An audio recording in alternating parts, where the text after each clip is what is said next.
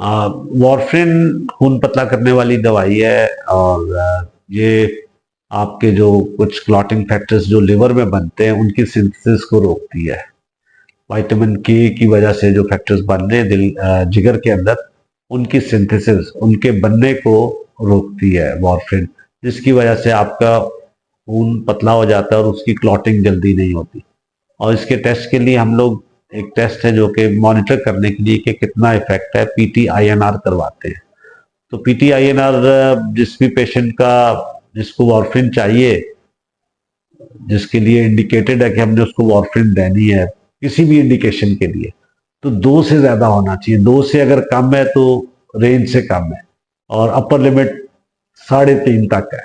मुख्तलिफ डिजीजेज में मुख्तलिफ होती है अपर लिमिट, लेकिन इसको रफली याद करने के लिए कि 2 से 3.5 के दरमियान अगर आईएनआर रहे तो वो थेराप्यूटिक रेंज है, उतना हमने मेंटेन करना है। जब भी ये इंडिकेटेड है वॉरफ्रिन देनी, उस जब हम वॉरफ्रिन देते हैं तो हमने पीटीआईएनआर को मॉनिटर करना है, उसके बगैर नहीं। और जिसको वॉरफ्रिन रिक्वायर्ड है, जो भी इंडिकेशन हो, अगर आप उसकी वॉरफ्रिन रोकते हैं तो देन आपको कोई खून पतला करने का और काम करना होता है। लाइक आप हेपरिन इंजेक्शन देते हैं उनको ताकि उनका खून पतला रहे।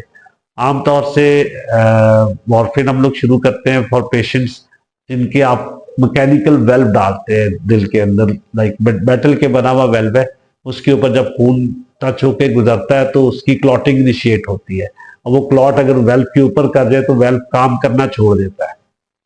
और अगर वेल्व बंद हालत में है और उसके जो हिंजेस हैं जिसपे उसके लीफलेट्स मूव करते हैं, जिसको हम उर्दू में कब्जा कहेंगे, दरवाजे के जो कब्जे होते हैं, अगर उनके ऊपर क्लॉट फंस जाए और वो बंद हालत में है तो आप अस्पताल भी नहीं पहुंच सकते। इसलिए वॉरफ्रिन को छोड़ना बहुत ही खतरनाक काम है। अगर आपको डॉक्टर ने वॉरफ्रिन एडवाइस की हुई है तो इसको खाना बहुत जरूरी है, इसको आप छोड़ नहीं सकते। आप रोटी खाना छोड़ सकते हैं, वॉरफ्रिन को नहीं छोड़ सकते। और महीने में एक दफा पीटीआई, शुरू में तो आपको डेली करवाना पड़ता है टू एडजस्ट दी डोज, कि आपको डोज कितनी चाहिए। एक दफा डोज एडजस्ट हो जाए तो महीने में एक दफा पीटीआईएनआर कराना होता है।